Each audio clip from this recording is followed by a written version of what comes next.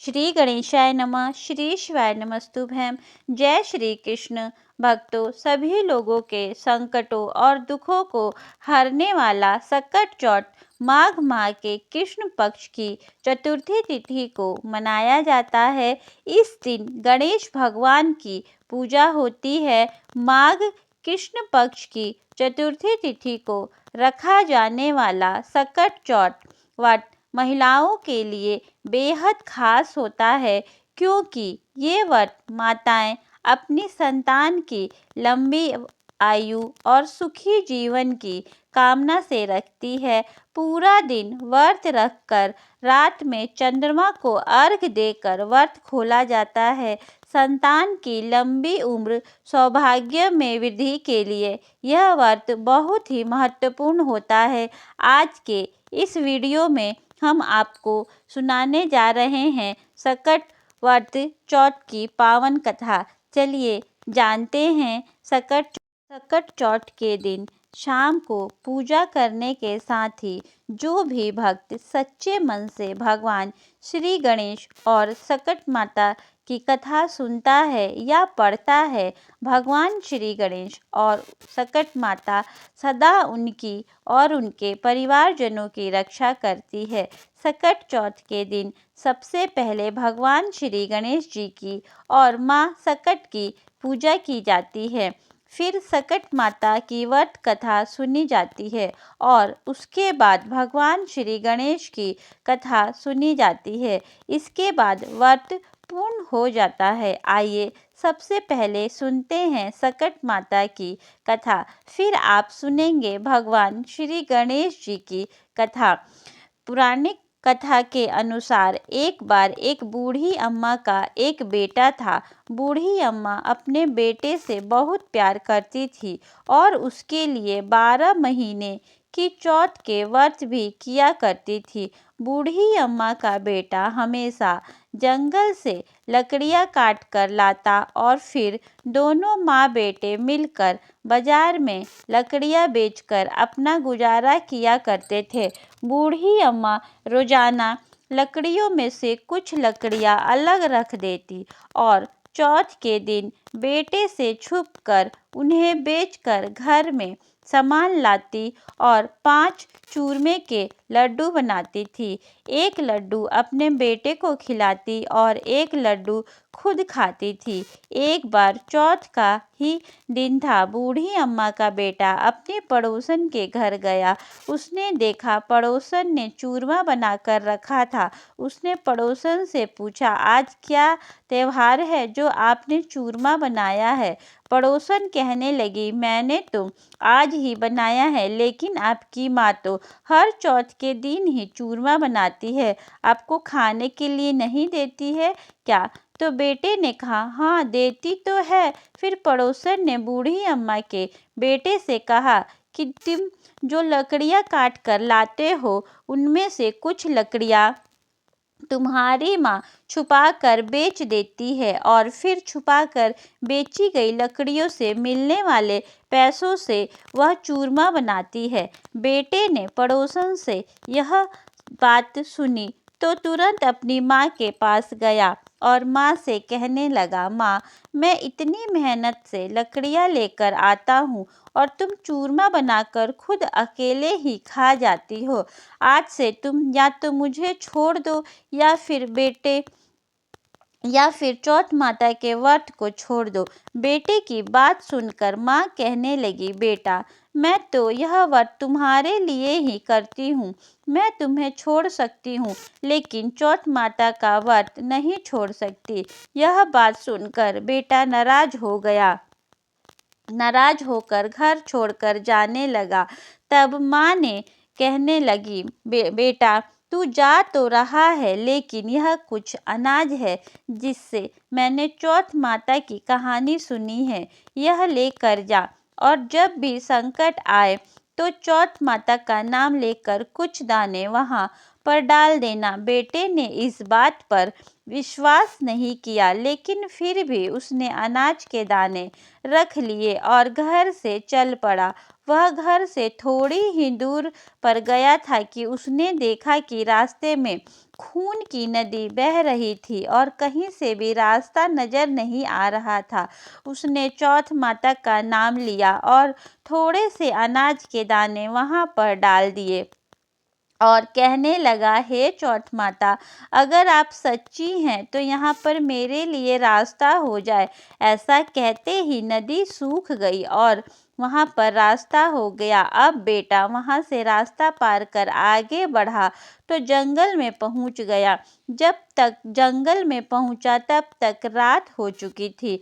जंगल में बहुत सारे भयानक जंगली जानवर भी थे जो अपनी अपनी आवाज में बोलने लगे थे। उनकी डरावनी आवाज सुनकर बेटा डरने लगा। तब उसने चौथ माता का नाम लेकर वहां पर भी कुछ अनाज के दाने डाल दिए और हाथ जोड़कर कहने लगा, हे चौथ माता, मुझे रास्ता दिखाओ, नहीं तो यह जंगली जानवर मुझे मार कर खा जाएंगे। ऐसा कहते ही उसे रास्ता मिल गया और जंगल में चलते चलते वह एक राजा के नगर में जा पहुंचा। वहां का राजा हर महीने एक आदमी की बलि देता था। जब वह एक बूढ़ी अम्मा के घर गया तो देखा कि बूढ़ी अम्मा पूड़ी बनाती जा रही थी और रोती जा रही थी। तब वह पूछने लगा, हे बूढ़ी माई, क्यों रो रही हो? तब बूढ़ी माई कहने लगी, बेटा, मेरा एक ही बेटा है और आज उसे राजा के पास बलि देने के लिए जाना ही पड़ेगा और यह पूरी पकवान मैं अपने बेटे के लिए ही बना रही हूँ। तो लड़का कहने लगा, माँ जी, आप यह पूड़ियाँ मुझे दे दो, मैं आपके बेटे के बदले राजा के यहाँ बलि देने चला जाऊंगा। बूढ़ी अम्मा ने प्रसन्न होकर उसे पूड़ियाँ दे दी। रात को सोते समय उसने अम्मा से कहा, माँ जी, जब भी राजा का बुलावा आए तो आप मुझे बता देना। और आधी रात को, जैसे कि बूढ़ी अम्मा ने सोचा था, राजा का बुलावा आ गया। तब बूढ़ी अम्मा सोचने लगी, पराए बेटे को मैं बलि चढ़ाने के लिए कैसे भेज दूं। इतने में ही बेटा खुद ही उठ गया और बूढ़ी अम्मा को कहने लगा, माँ जी, मेरा थैला और मेरी लाठी दे दो। बूढ़ी अम्मा ने सोचा कि आज तक जो भी राजा के यहाँ गया है कोई जिंदा वापस लौट कर नहीं आया, यह भी नहीं आएगा। इतनी ही देर में राजा के आदमी आए और उसको ले गए। अब आवा में उसकी चिनाई कर दी गई। अब हर बार की तरह जैसे चौथ माता ने उसे सारे संकटों से बचाया था, फिर उसने चौथ माता का ध्यान करते हुए कहा, हे चौथ माता, आपने पहले भी 2 संकट टाले हैं, तो यह संकट भी दूर कर देना। थोड़ी ही देर में आवा पक कर तैयार हो गया। 2-3 दिन बाद आवा के पास ही कुछ बच्चे खेल रहे थे। उन्होंने आवा पर पत्थर मारा तो उसमें से आवाज आने लगी। बच्चे भागे भागे राजा के पास जाकर कहने लगे कि राजा जी, आवा पक गया है। अब राजा सोचने लगा कि पहले तो 6 महीने में आवा पका करता था, अब 3 दिन में ही आवा कैसे पक गया।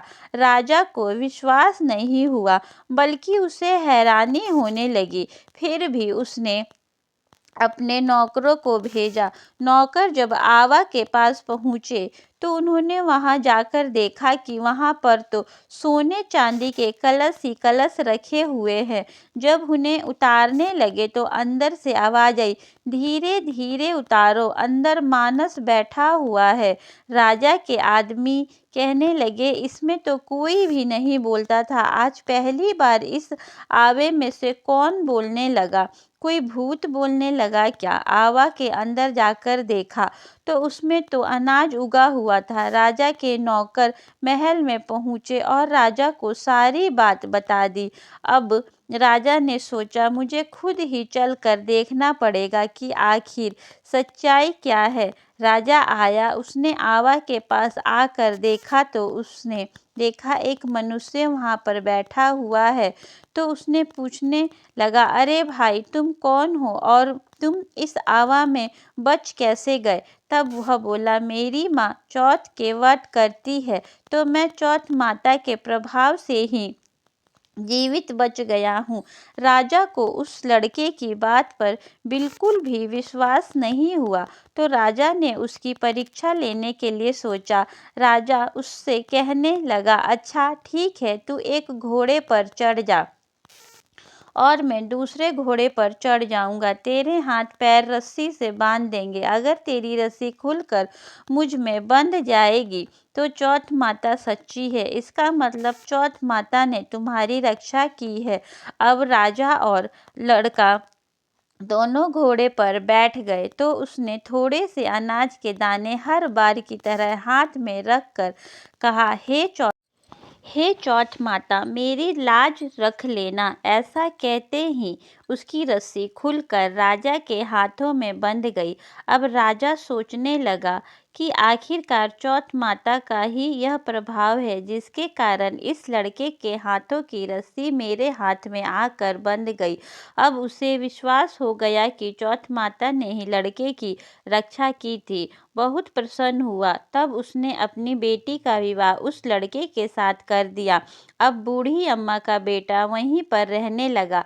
महल में रहते रहते कई दिन हो गए तो उसने कहा, हे महाराज, इस महल में रहते रहते मुझे बहुत दिन हो गए हैं। गांव में मेरी माँ मेरा इंतजार कर रही होगी। मुझे मेरे गांव की और मेरी माँ की भी याद आ रही है।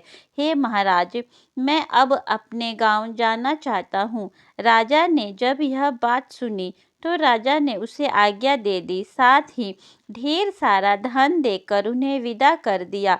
दूसरी तरफ बूढ़ी अम्मा जब लकड़ियाँ काटती तो उनसे कटती नहीं थी, क्योंकि वह तो बहुत कमजोर हो गई थी।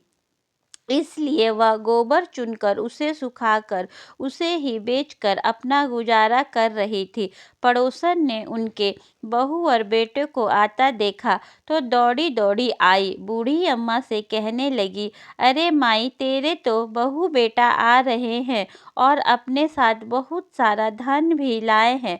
बूढ़ी अम्मा ने जब सुना तो कहने लगी, अरे बेटा, कम से कम तू तो मेरे साथ ऐसा मजाक मत कर। मेरा एक ही बेटा था जिसे तूने लगा सिखा कर भेज दिया। बूढ़ी अम्मा का मन दुख से भर उठा। उसने अपने बेटे की बहुत याद आने लगी। फिर भी जब बूढ़ी अम्मा का मन नहीं माना तो छत के ऊपर चढ़कर देखने लगी। जब उन्होंने देखा तो सच में ही उसके बहू बेटे आ रहे थे। बूढ़ी अम्मा इतना प्रसन्न हुई कि मारी खुशी के उनके तो पैर ही जमीन पर नहीं पड़ रहे थे। जब बहू बेटे दरवाजे पर आए तो बूढ़ी अम्मा ने उनकी आरती उतारी, उन्हें भर भर कर आशीर्वाद दिया।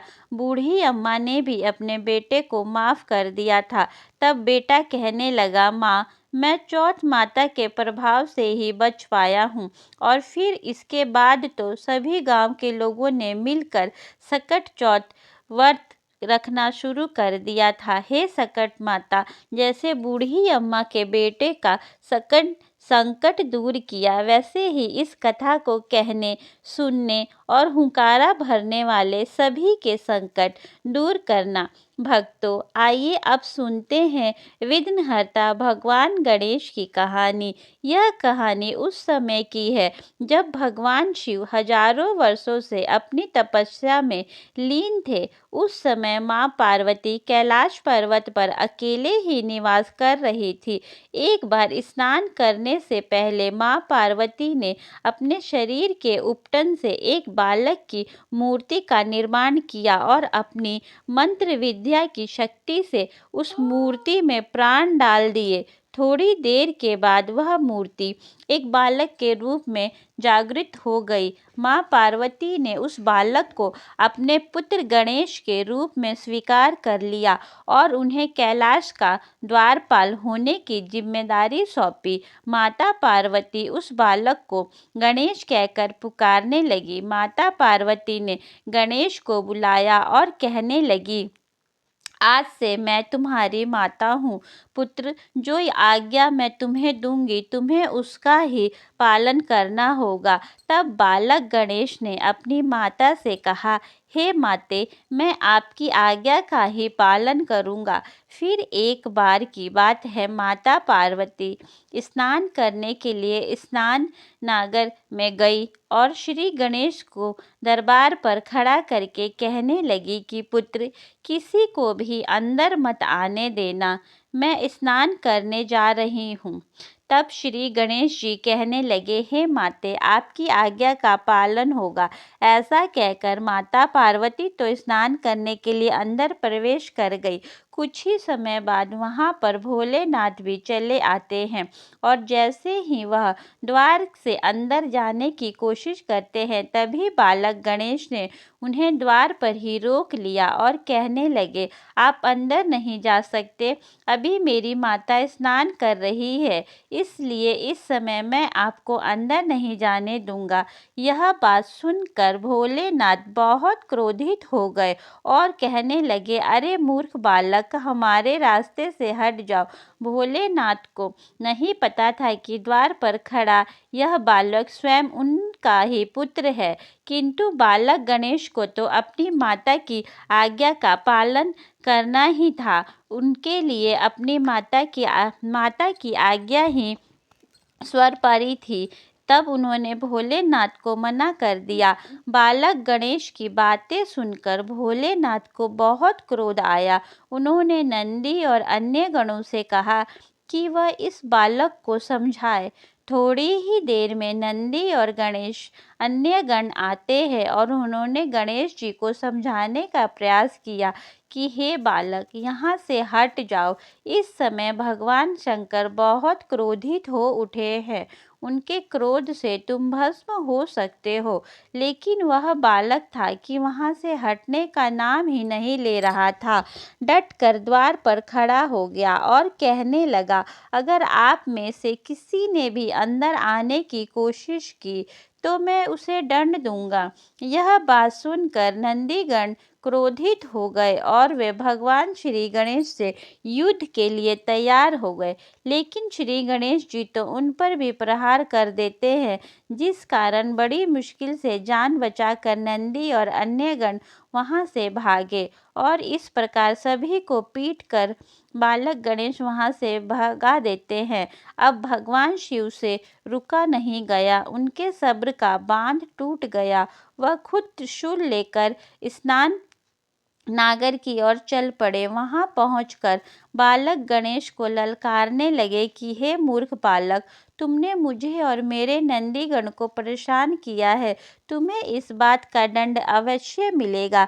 यह बात कहकर भोलेनाथ अपने त्रिशूल से बालक गणेश का प्रहार कर देते हैं। एक क्षण में ही बालक गणेश का शीश धड़ से अलग कर देते हैं। उधर थोड़ी ही देर बाद जब माता पार्वती स्नान करके वापस बाहर आई तो उन्होंने देखा उनके पुत्र गणेश का सिर कटा हुआ जमीन पर पड़ा है और महादेव वहीं पास में ही त्रिशूल हाथ में लिए क्रोधित अवस्था में खड़े हुए हैं। यह सब देखकर माता पार्वती के क्रोध का ठिकाना नहीं रहा। दुख और क्रोध के मारे उन्होंने काली का रूप धारण कर लिया, जिससे तीनों लोकों में हाहाकार मच उठा। ब्रह्मा, विष्णु और महेश सहित सभी देवतागण मां पार्वती के इस भयानक रूप से भयभीत हो उठे और वे सभी उन्हें मनाने का प्रयास करने लगे। लेकिन मां पार्वती की हठ थी कि मेरे पुत्र को वापस ला कर दिया जाए, नहीं तो मैं संपूर्ण सृष्टि का विनाश कर दूंगी, जिससे सभी बहुत डर गए। तब ब्रह्मा जी और विष्णु जी ने महादेव जी से कहा, हे महादेव, यह आपने क्या कर डाला।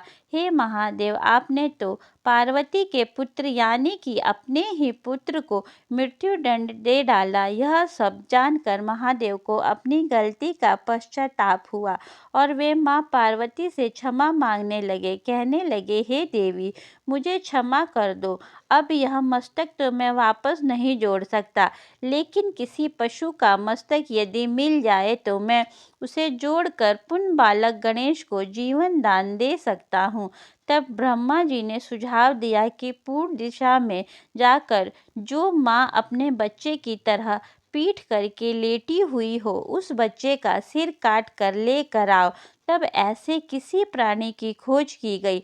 रास्ते में सबसे पहले एक नन्हा हाथी दिखाई दिया, जिसकी माँ उसकी तरफ पीठ करके लेटी हुई थी।